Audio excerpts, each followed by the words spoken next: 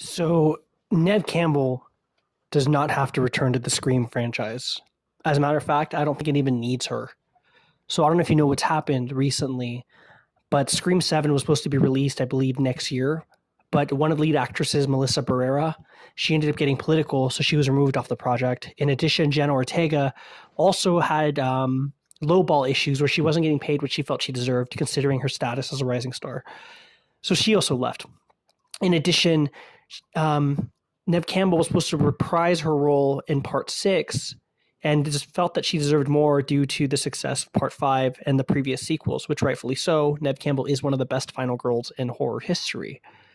But I guess they were tone deaf to what she said, didn't care, and denied it. I used tone deaf wrong. They denied her completely and just didn't match her offer.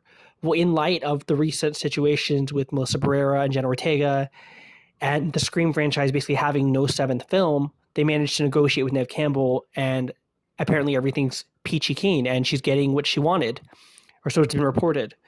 Now, this is my issue with this, okay? Not every movie needs to be a Halloween series. We don't need a legacy character like, Laurie Strode, aka Jamie Lee Curtis. We don't need the T-800, aka Arnold Schwarzenegger, for every Terminator movie. We don't need Sigourney Weaver every time they make a Alien sequel. And that's my issue here. It feels like that's what they're trying to do. They're trying to cash in on the fact that it's a legacy sequel. And if you look at how successful Part 6 was, I don't think Sydney Prescott is even required. Part 6 was fantastic because it really felt like it was its own thing. Yes, it felt like it was connected to the Scream universe. You did have some characters that were in the series that kind of came back. Like, for instance, having Kirby was fantastic. In addition, the good switcheroo with the killers in Part 6 was fantastic. And it just felt brutal, and it felt like it didn't have to shoehorn in a plot for Sydney Prescott. It felt like it was free to do what it wanted. It felt like a new direction in the series. It felt like, wow, we can go in so many different places with a Scream series that doesn't require the mandatory legacy character like Sydney Prescott. And because Sydney Prescott was such a main character in the series, it always felt like no matter what the situation was, someone could have stubbed their toe, and wanted revenge 14 years later. But because Sydney Prescott exists, it's like, but Sydney's here, so we need to make it a thing to kill her. It's like, come on, get over it already. You know what I mean?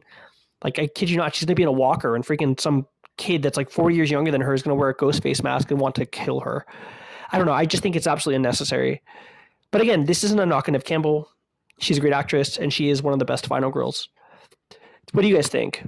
Do we need Neve Campbell for this film to be successful? Does Sydney Prescott need to return? Guys, thanks for watching, listening. I'm on Spotify and YouTube. Feel free to follow, and see you later.